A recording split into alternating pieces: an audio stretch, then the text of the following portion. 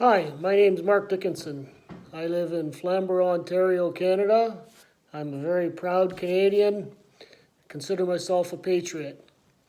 How many people out there, how many Canadians, Ontarians, or whatever province you live in, or whatever town or city you live in, how many people are tired and fed up with all of the government and political bullshit going on in our towns, our cities, our provinces, and our country?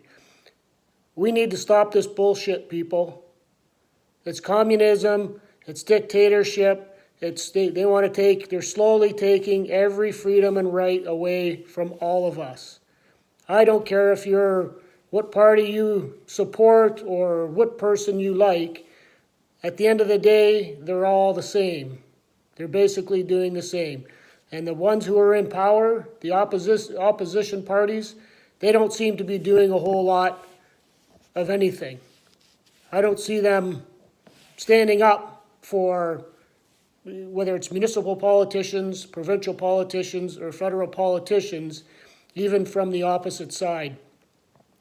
I don't know about you, but I'm sick and tired of our politics and many of our politicians that work for us, the taxpayers. If you're a working class person or a working person, regardless of whether you're rich or you're poor, if you work and you pay taxes, you pay these people to represent you and to run your town, cities, province, or country.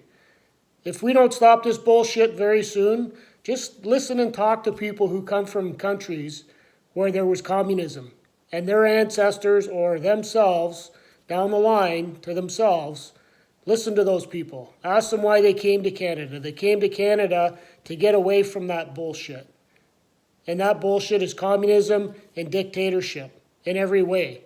And those same people who are now in Canada, I've watched and listened to many of them now, can't believe what's happening here. The reason they came here was to get away from it, and what they've witnessed it and they've experienced it, and they're saying what's happening is exactly the way it was in their country. So if you think your lovely little country of Canada and your politicians, the politicians in Canada, municipal, provincial, federal, are not trying to take your rights and freedoms away. By the way, we have a Constitution of 1867 when Canada was formed.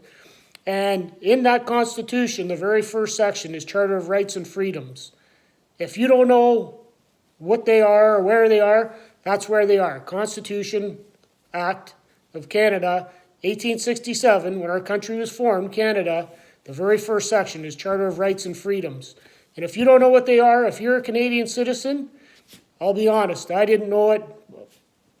It was months ago when all of this stuff started going on and kept continuing on, I thought, you know what? I need to know what my rights and freedoms are as a Canadian citizen.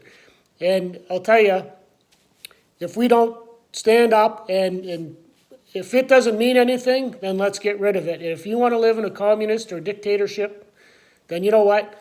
Then let's get rid of it and not have it. But I'll tell you, the people before us who are no longer here, who worked and paid their taxes, and the people who fought, and whether they survived or they died, they shed blood either way.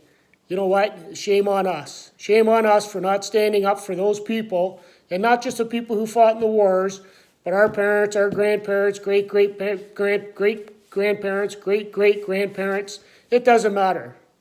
And the longer your heritage and history is here, the more you should be standing up for it. And that's my opinion. And for me, that's how I look at it, and that's how I feel about it. And it's not just for us. What about the future? What about if you have children or cousins or nieces or nephews, or you don't have any kids in your life? Just in general, as a good human being, and what's normal, and if you've enjoyed your life in this country to this point, shame on you, shame on all of us, myself included, for not standing up and fighting for the future generations. It's our responsibility. I don't trust the politicians. They've proven they're not doing it. They want to go backwards. So it's 100% up to us to stand up, to fight, and whatever that is, whether it's protests, we need to shut this country down if that's what we have to do for them to, because guess what? No taxpayer money equals no government. It's really that simple. So if that's what we have to do to show these assholes that we mean business, then let's do it. And I'm with you. I will be right. Let's set up protests. Let's shut down cities, towns, the provinces in the country. And because if we don't, I hate to see what happens in the very near future, because slowly, one thing is being taken away at a time. So on that note, I'll update later. I'll be back later. And, stay safe, stay well. But you know what? Fight for your rights. Don't think that you don't have the right to fight. Your Constitution, your Charter of Rights and Freedoms, as a Canadian citizen, it's documented, it's legislated, it's documentation. It's not made up, it's not bullshit. So it's your choice. It's your choice. But you know what? Once things are taken away, chances of getting them back are probably never going to happen. And if you do, it's going to take a lot of time and a lot of money. So, you know what? I don't care what anybody says. I don't care what party you support or what person you support in politics or any of the politicians. At the end of the day, nobody can tell me that this hasn't affected them in a negative way in their own personal lives. So, on that note, all I say is think about it. Don't lay down and die. The people who built this country, the people who fought and gave their lives or shed blood for this country, they deserve more. They deserve a lot more from us. It's our responsibility to stand up and fight. We've entrusted, unfortunately, the people who we employ, the taxpayers employ, to lead, and we've entrusted to lead our country and to do what's right for all of us. They've let us down, sadly, and in a big way. On that note, take care, everybody.